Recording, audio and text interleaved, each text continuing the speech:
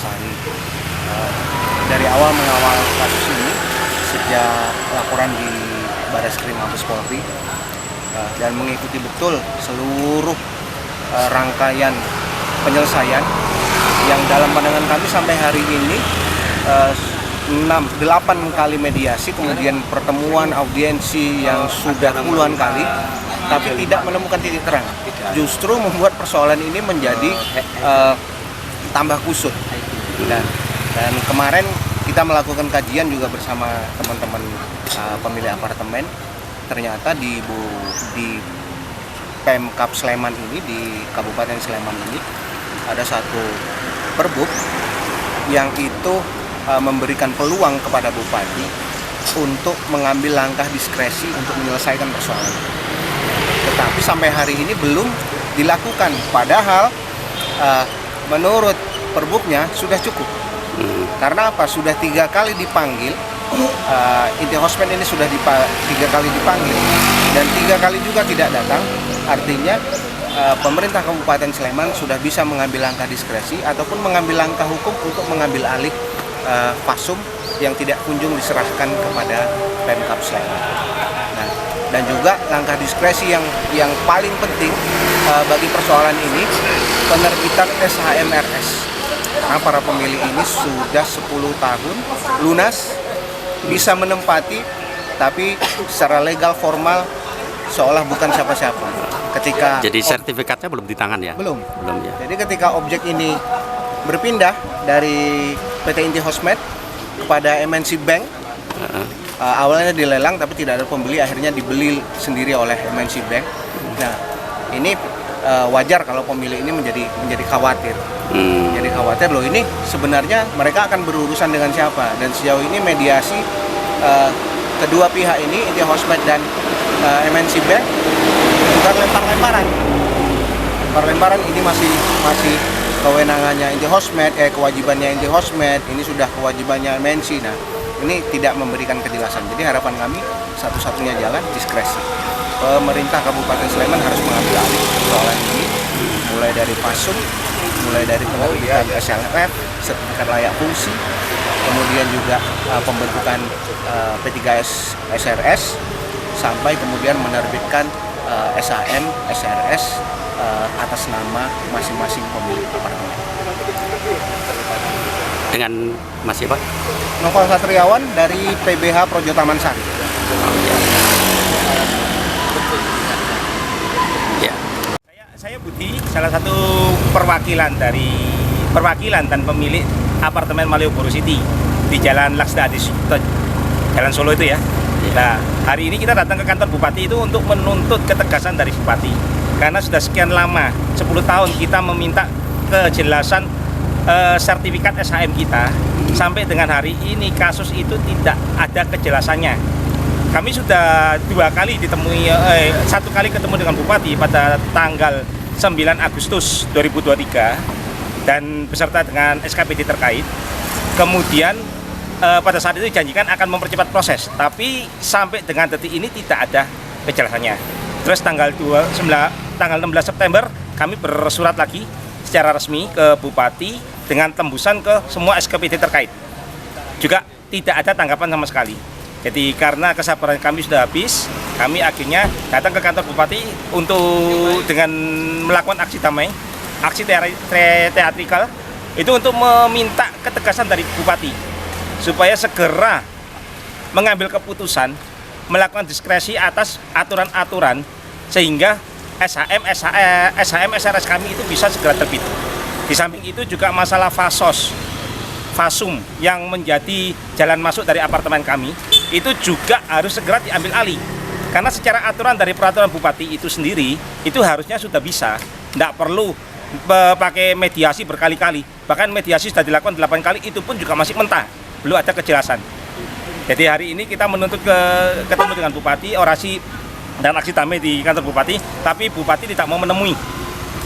Dan Bupati sebagai ibu kita di Kabupaten Sleman tidak mau menemui kita. Akhirnya kita hanya ditemui oleh Asekda. Pakai Asekda itu kita menyerahkan secara simbolis, kita menyerahkan cemeti. Tujuannya untuk mengingatkan Bupati bahwa supaya bisa kerja lebih cepat, lebih tegas. Kalau lelet ya kita cambuk gitu. Tujuannya seperti itu. Filosofinya seperti itu. Terus karena kita tidak ditemui oleh bupati, kita meneruskan perjuangan kita melapor ke DPR. Jadi ke kantor DPRD Sleman, di sana kita mengadu perihal tuntutan-tuntutan kita dan perihal keprihatinan kita. Di samping juga masalah fasos, masalah SHM SRS kita juga meminta kejelasan. Kenapa berita-berita tentang kita yang kita tulis di media sudah ditayangkan dan sudah dilihat oleh 8.000 orang dengan serta-merta bisa di take down oleh seseorang yang mungkin kesenggol di sana. Itu kan berarti menunjukkan bahwa kebebasan kita dalam berdemokrasi sudah diberangus. Sebagai rakyat kita tidak bisa berbuat, kita tidak boleh berbicara apa-apa, hanya diam aja. Itu yang kita salah satu sampaikan ke DPR agar ditindaklanjuti kejelasannya seperti apa. Jadi kira-kira seperti itu kita hari ini ke DPR sama ke kantor bupati untuk menuntut hak-hak kita atas apartemen tersebut. Mungkin bisa diceritakan awalnya bagaimana terjadi persoalan seperti ini? Kita beli apartemen itu 10 tahun yang lalu, 2013 apartemen itu masuk ditawarkan dengan harga yang murah. Ya. Sangat murah kalau menurut saya dengan posisi yang sangat strategis ya di pinggir jalan Solo. Jadi berarti waktu itu dekat bandara ya kan. Penjenengan beli apartemen itu? Saya dan 200 pemilik yang lainnya itu beli apartemen itu. 10 tahun yang lalu ya? 10 tahun lalu. Karena di sana akan dibangun super blok. Oh gitu. Tapi kenyataannya hanya dibangun apartemen sekelas rusun. Bukan apartemen ya, tapi rusun. Kualitas bangunannya seperti rusun. Transmart, baratnya Transmart. Oh, beratnya Transmart. Ya. Oh, ya. Jadi setelah itu proses-proses itu kita tunggu selama 10 tahun itu tidak ada kejelasan. Masalah SHM kita seperti apa, bahkan pengembangnya sendiri sudah sempat digugat masuk ke PKPU kan, tapi tidak berhasil pilot. Terjadi homologasi perdamaian.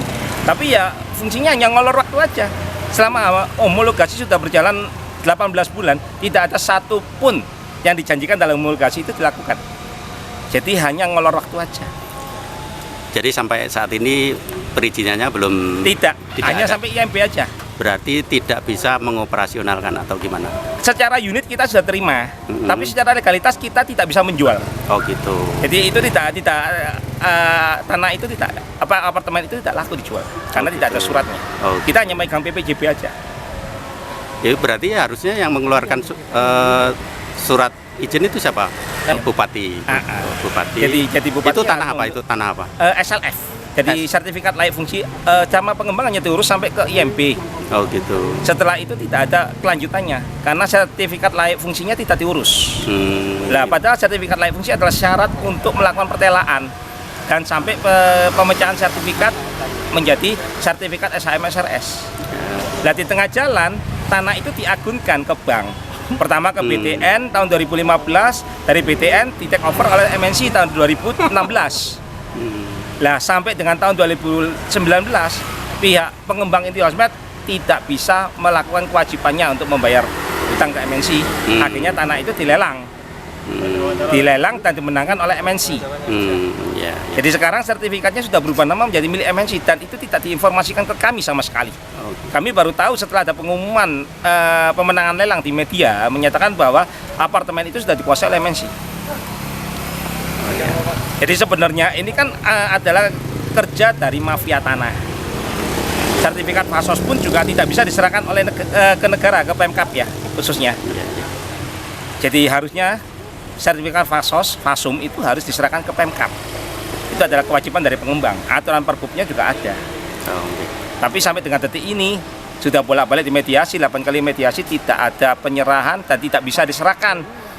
Bahkan ada indikasi, ada dugaan sertifikat itu digadaikan oleh pihak pengembang. Ini yang menjadi keprihatinan kami. Nah, di sini kita meminta Bupati agar bertindak tegas. Berarti di sini posisi Anda itu pembeli itu ya? Saya pembeli, saya pemilik sekaligus wakil dari pemilik. Oh gitu. Ada berapa pemilik itu? Total ada sekitar 200-an ya, kurang lebih ya. 200 pemilik ya. Yang perorangan. Oh iya iya. Jadi total bangunan di sana itu 600 lebih. Unitnya yang 215 dikuasai oleh MNC. Yang 200 sekian itu dikuasai oleh pembeli perorangan. dengan siapa nih? Pak Budiono. Budiono, Ya. wakil dari Saya adalah pemilik dan wakil pemilik di dari apartemen. apartemen. Jadi kita menamakan diri Persatuan Pemilik Apartemen Malioboro City. Oke. Ya, terima kasih. Oke, sama-sama.